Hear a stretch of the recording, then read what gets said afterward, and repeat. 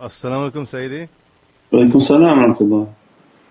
Is the illusion of Shaytan the reality and power of black magic, sihr? I don't know, black magic seems like an interpretation for people. What is black magic? But it is the magic that he uses. Black, white, red, yellow, doesn't matter. The illusion that Shaitan operates off of is the magic that he casts. So that's everywhere. When you watch TV, he's casting magic. When you hear the news, he's casting magic. When you look at their financial system, it's casting magic. When you speak their language, it's casting spells, magic.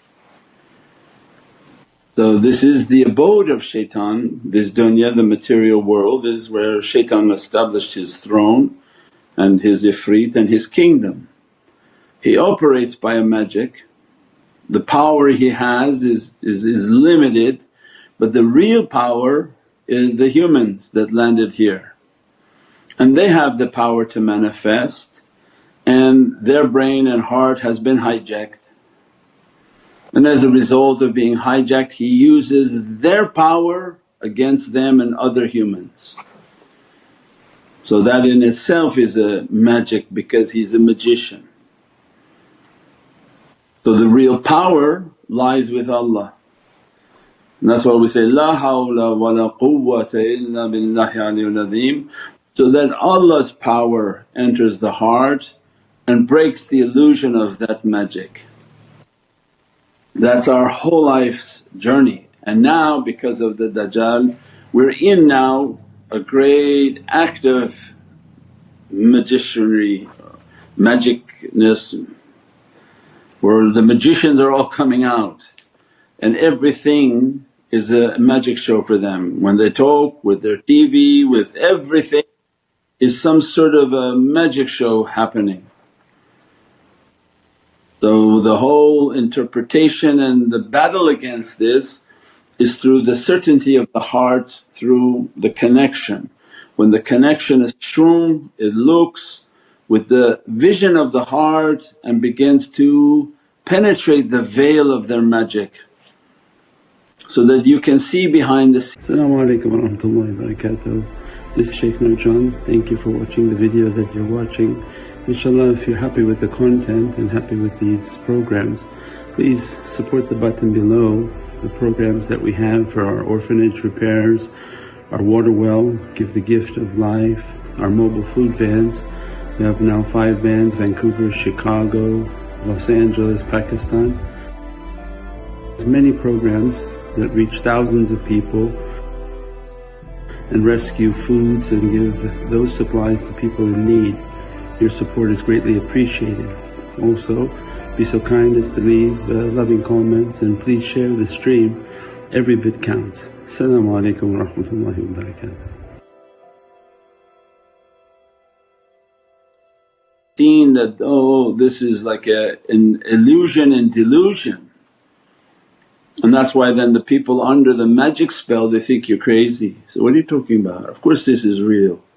Of course people are sick, look at all this, look at all that, what are you talking about? Go take this, go take that. And you say, no, that you're under a spell. And there's a different reality to it, and you can take a very simple medication and that would go away. So it means many of these types of things are coming out even more so now. And that's important in the tafakkur and the people of belief, is to have an immense state of belief in which their hearts are illuminated with lights, so that with those lights they can look and to see the reality and pierce the illusion, inshaAllah.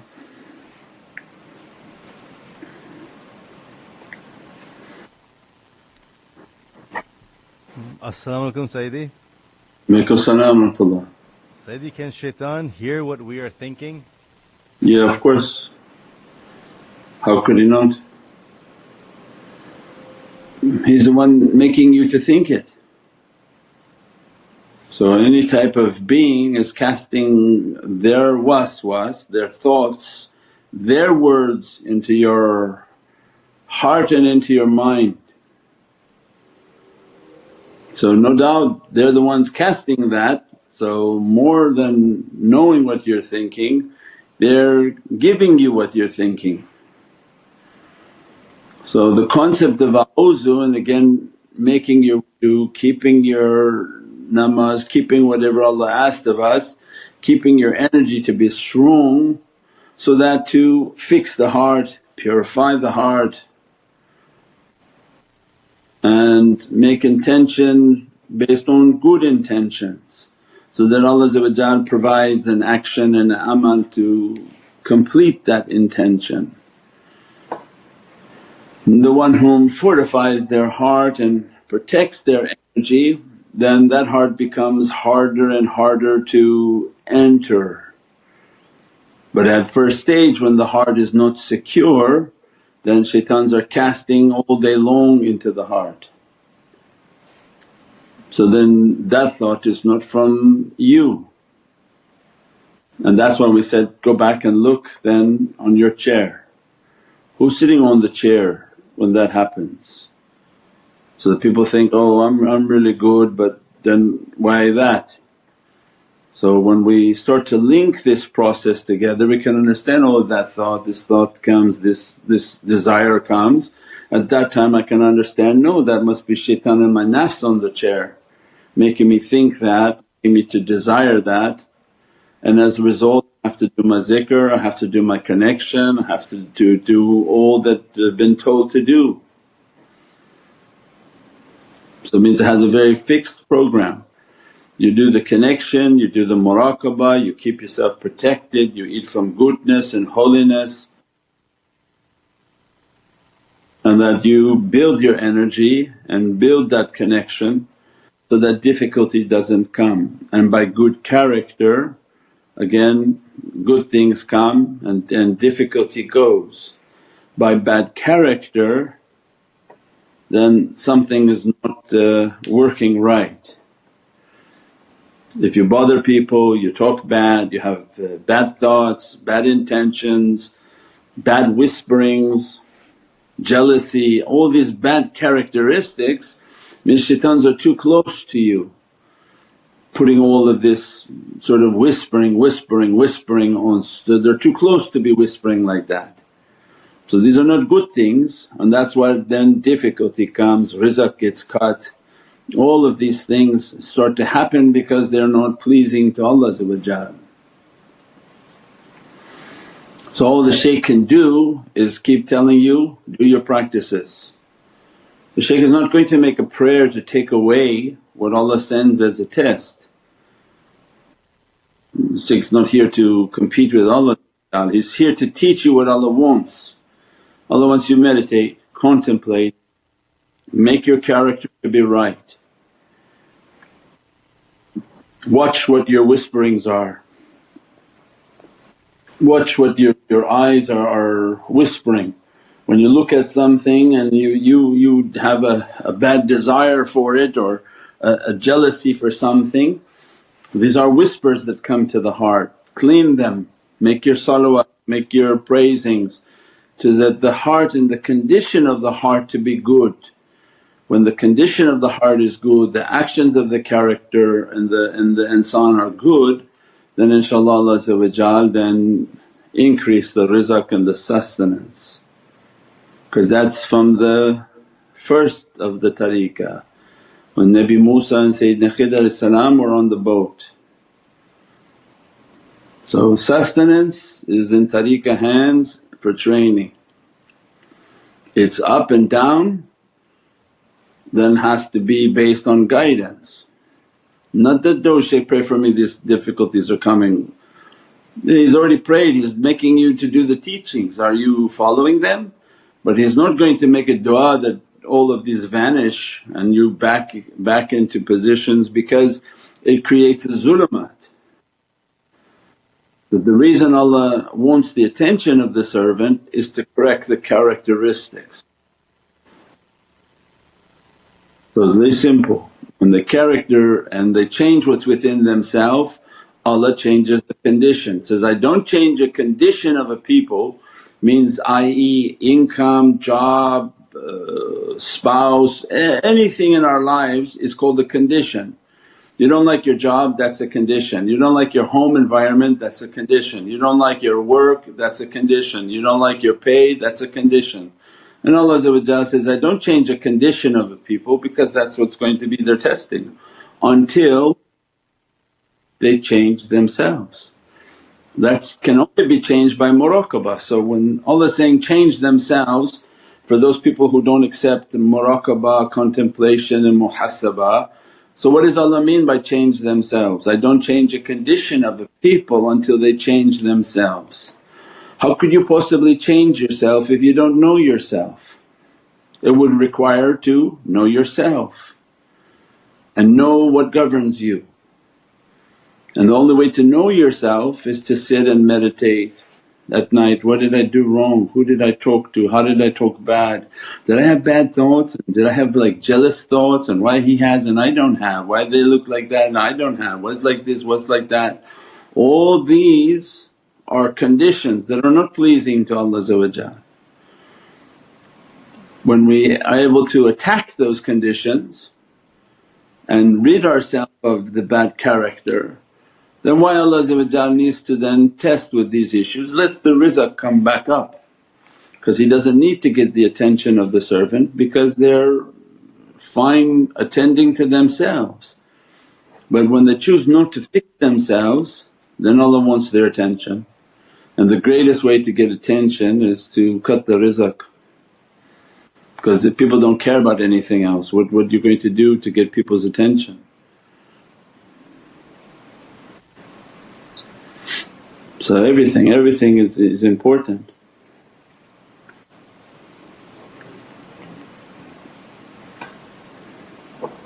InshaAllah. As-salamu alaykum Sayyidi. Wa alaykum salaam wa rahmatullah. Sayyidi, if the meditation and muraqabah is the final stage and most advanced stage of this tariqah, what then are the beginning stages? Yeah, learning the way and following and coming up, learning Islamic law, jurisprudence. You weren't allowed into tariqah until you understood Islamic law and took all your fiqh classes and learned everything about Islam. And you would go to a different shaykh, and which shaykh would give you bayat, Shaykh Dagestani wouldn't take students. So it wasn't like, we'd go to 500 people in a room and say, okay, let's all recite the bayat and so that wasn't their style. They weren't interested in taking on students unless they were of a caliber which they had already trained, and now they wanted to achieve the way of taste, the dhawq. But now the system is reversed because it's basically the bayat of intercession, because many people will die and the earth is now collapsing. So this is an initiation for intercession, for the azab-e-qabr, the difficulty of the grave, that the shaykhs will intervene in the grave to lighten the condition of what's happening in the graves. So that's the only reason they gave the permission, because of the last days. So the last days, because of the difficulty, everybody's locking on to intercede. If they die from that COVID, from a sick, from this, from that, they took their bayat to have an intercession within the grave. Now which one of them will actually sit and try to achieve and to build themselves, then that's a golden opportunity. Because of this connection there's a tremendous amount of energy, and because Islam would rise from the West, then they actually want you not to know too much, so that you can follow, learn and achieve realities. And as a result of learning and connecting, you're building a taqwa, and then Allah will begin to open up a teaching. So it's a completely different system happening because of the last days, inshaAllah. As-salamu alaykum Sayyidi. Alaikum salam wa rahmatullah. Sayyidi, you have said before that we should not expose our weakness to Shaytan. Can you please clarify on that? Yeah, don't keep talking about what you don't like. He's listening to and he's sitting right next to you on a chair, I can't stand when I have to do like this. He's going to make you do like that and he's going to come after you only with that. So we've described many times, use common sense. Imagine it's a fight and you're about to get into a boxing match and you keep telling the other side of the boxing match, my knee hurts, man my knee hurts, and you walk around keep because you want to make a show of your problems. That guy on the other side, as soon as the boxing begins he's going to kick you in the knee the whole time. So why did you give your weakness up? Why did you keep talking about your weakness? I can't stand when there's like this, I can't stand like this, oh this is too heavy a test. People like to whine and complain and make all these noises, but the one sitting next to him is Shaytan. Saying, really? Wow, I didn't even know that that bothers you, and in 5 minutes he'll be punching right into that place. And the person's like, oh, I don't know why it just keeps getting worse. Oh, because you're sitting right next to you hearing all of your weakness. That's why the believer only has Allah to turn to, means in their salat, they're in their heart khafi, asking Allah grant me relief, this is difficult, this is sad, this is heavy for me. And Allah seals that conversation when they're making munajjat and dua, and Allah is closer to them than jugular vein. So the concept of complaining to people resolves nothing, because you're not asking Allah anymore and you're just complaining to people to get the satisfaction and the sorrow of people, the drama of people. And what you actually did do is magnify the problem, because Shaytan is like, what? Yeah, this person bothered me so much at work. You tell 10 people, Shaytan's like, really? And then Shaytan goes now to that person and hijacks them. And as soon as you enter the room and that person may be not a believer, Shaytan fully can operate that person and just yell at you all day long, push you in the head, do everything possible, because you gave the information to Shaytan to do that. So isn't Allah protecting? He said, no, because Allah told you don't complain. Means that if you want your case to be in Allah's resolution and Allah to resolve, then turn only to Allah. That nobody can help me but my Lord. So between Allah and the love of Sayyidina Muhammad I turn my affairs and their munajjat, their du'as, then Ya Rabbi take this difficulty away and resolve this issue. Fawda amri inallah inallahu basirun bil ibad, that you see my condition and that's it. And the Shaytan shouldn't have like every game and every move about you. He should be wondering like where your punch is going to come next, inshaAllah. As-salamu alaykum Sayyidi. Wa alaykum salam wa rahmatullah. Does sleep deprivation make us susceptible to attacks from Shaytan and easier to influence towards darkness? Not necessarily. It's an individual case. Some people don't need to sleep that much and they can sleep for a few hours and accomplish what's necessary to accomplish. Some people can overly sleep like a drug addict. Some of these kids they smoke so much that they sleep 20 hours. So it wouldn't be the deprivation of sleep, it's actually the action of sleep that Shaitan is putting upon the person, making them to be like in a coma, not able to get up. So every case is unique and goes both ways. The one who sleeps too much, Shaitan is defecating upon them, they can't get up. The one whom too little, maybe because they eat and drink and nervous and then they become delusional. But the one whom their ibadah and the worshipness is strong, the energy that comes to them can suffice with less sleep, because they're running on a tremendous energy source. So advisable to at least get 7 to 8 hours of sleep on a normal scale, inshaAllah.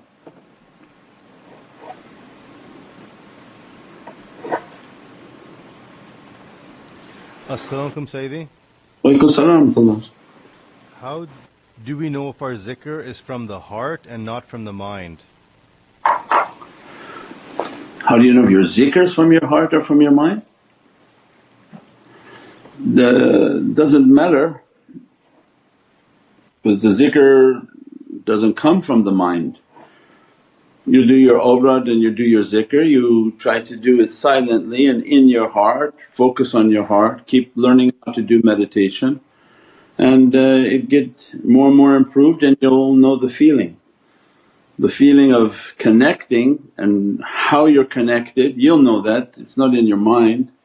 When you make a mind connection, I feel the presence, the shaykh is in front of me, and then become delusional. He's talking to me about the race horses, he gave me the lottery number, I'm asking which is my favourite car, should he choose for me. Those is in your mind. That's why you get the meditation book and you learn how to make the connection, in which the connection is only about energy, that I need to reach the energy oceans, I need to feel the energy, and then the energy begins to dress the servant, they become heated.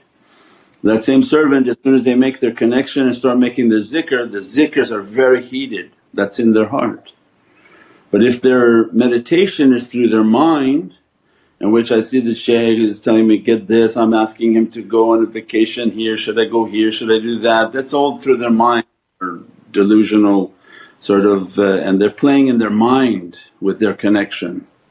That's not the connection. The connection is the shaykh is in front of me, I wouldn't waste that time on anything from dunya, and I'm asking only that I be dressed from the light, that dress me from your light, dress me from the oceans of power, and to breathe in that ocean of power, and then make my zikr and make my connection and breathe. And you begin to feel more energy come until you are lit and you feel like an immense fire inside of your heart. Any zikr you do, you'll know that that's a zikr that's done with a fire, with an immense amount of energy, inshaAllah.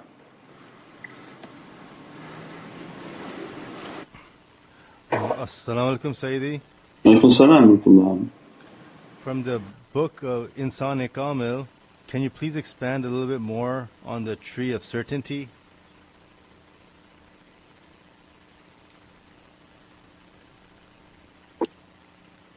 Yeah, the tree of certainty in our internal journey is that who knows himself will know his Lord, that the journey inside opens the journey outside towards the reality of heavens. Allah gave us a tree of certainty which is our lungs. So opening the power of the lungs is the reality of opening the power of the breath. Sidratul Muntaha means is the reality of the tree, the bronchial tree. So Allah gave us all the realities of paradise within ourselves.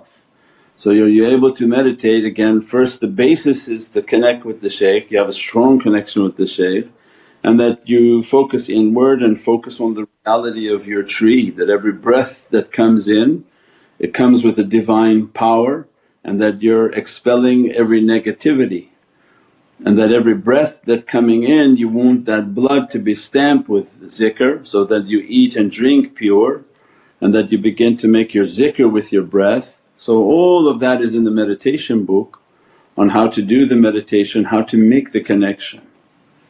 Once you've read the meditation book and you're solid with the connection, then the Insan-e-Kamil is a gateway to understanding the reality of Prophet, and that we have those realities within us that have to be unlocked. How to open the lungs, how to open the breath, how to open the power of the breath, and then you understand everything now is based on breathing. So that's why the shaykhs, when they know that, then anyone who says they smoke, the shaykh knows immediately they never reached anything to do with the breath. Because we've seen shaykhs in other countries walking around with cigarettes. They say, no, that's not a shaykh, he has a cigarette. Of course he's not a shaykh, he doesn't know anything. If he doesn't know that his breath is based on the divine mercy of Allah, means he has unlocked his breath. If he lost his breath, he lost himself. Anything else he thinks he knows is for his own entertainment and whoever else cares to listen, but it's an entertainment fact, it never reached a reality. So everything the shaykhs reach, as a result of what they reach, they understood how important it is. Our path is based on the breath. Every one of the golden chain shaykhs has a section about breathing and the importance of breathing, and that the path is based on breathing and the breath. Why? Because it's nafasul rahmah, it's the reality of power. If you don't have the breath, you don't have the power. If you don't have the power, then you didn't understand the breath. So then based on that you would able to understand, oh this person do like this person do like this, okay, of course they didn't unlock their breath, inshaAllah. As-salamu alaykum Sayyidi. Wa alaykum salam wa rahmatullah. Thank you for reminding us to not talk about our weaknesses, and since Shaytan can read my mind, so can we say stop our negative thinking in the bud also? Stop your what? Stop our negative thinking. Yeah, you have to. That's the whole process of fighting bad desires and bad thoughts, is how to stop the negative thinking by making your salawats. Keep making your connection, keep asking for more energy to come, so it means that your connection is still weak. You have to make a strong connection, otherwise why are you thinking negative? Shaitan is just sitting like on your ear talking. Well, why is he that close? Something's wrong. So your connection has to be strong, you have to keep making the connection, and that's the whole way. If shaitan is too close and talking all the time, then definitely is a big problem. The waswas is the problem, and holding that thought is very important, because you enter into the presence of the shaykhs you have to have a good thought, because your complaining is being casted onto him, he can understand your complaining. Your bad thoughts and bad desires in their presence then is being understood. So shaitan is going to attack you heavily at that time. So those have to be continuously accomplished and achieved to fight those, and that through the muraqabah. So you have to keep the presence of the shaykh at all times, so that the shaykh is with me and say, you fill me with your light, and shaitan is coming too close to me and that I'm nothing, and you fill me with your light, fill me with your light. And that's a process that they have to achieve. And only with the light and the shaykhs and they're filled with that light, and shaitan doesn't approach near them, inshaAllah. So they have to achieve that light. If they don't have that muraqabah, well for shaitan come through them, and how shaitan when he saw Adam's body he entered like this and hit the clay and said, this can, and it went ting, make a ting noise. Said, this very easy creation to attack. And that's basically what he's doing, he's moving throughout people and just playing with them like a cat and a mouse. He's the cat and he just plays with them. Only through the muraqabah to bring an energy stronger than your energy, the bringing the energies of the shaykh from his shaykh, and bringing these energies, you become lit up. As a result of that energy, the shaitans find very difficult to approach towards that light and they get burned by it. And if you're strong with the muraqabah, it's not you, it's that as soon as your shaykhs are inhabiting your area, your light, they're all around you. So as soon as shaitan comes, the shaykh goes after them. So they're then become very cautious of entering into that space, because who's going to come after them? So when you have a love for Imam Ali salam, Imam al-Husayn salam, as we have a love for them, an immense love for them, you are with whom you love. When the hadith that we taught before, the Prophet described, you be with whom you love. But you can read that in the other way too, that whom you love will be with you because you love them. So by good deeds, good actions, putting this faith into action, well, Imam Ali is with you. You wear his name on everything, you love him, you're making all your salawats and praising upon Sayyidina Muhammad. So then what happens? They're with you. And that's why the nasheed that you're reading is that even if you have 1,000 skins and think you're going to be protected, you're going to burn. But if Imam Ali is with you and you have one skin, nothing can reach you. Why? Because imagine that Imam Ali is just standing right next to you and the shaitan's trying to come close to you. He's not, they're scared to death of Imam Ali. But when you have no Imam with you, he's not scared to death of you. He come and ding like a tin clay. That's the whole concept of the tafakkur, and the concept of being of service, the concept of putting these emblem upon you, putting your ta'weez upon you, is you walk with this love and they're with you and you are with them and with the shaykhs. So this is a way of companionship. If anyone tried to come after the companions, who was going to deal with them? Prophet would destroy anything that came near his holy companions. Why? Because this is called companionship. And if anyone tried to come near Prophet the companions would destroy them. They surrounded Prophet at all times. So this is called the reality of companionship. But if you walk alone as a lone wolf, shaitan is all over you, because you don't have the power to do that, you don't have the power to block that. So this is the whole way of companionship. Our tariqah is based on association and the best of companionships.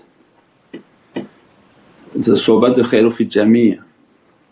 Yeah, best of companionship, and we've described before, it's not the companionship of three people sitting in a circle, it's the companionship of the heavenly ones, that you keep their company through your actions and through your deeds, and you make your whole life to breathe in their energy, to be in their energy. They're all around protecting. Let them do the work of casting out these shaitans and attacking them, but you have to bring them into your life, keep them all around inshaAllah.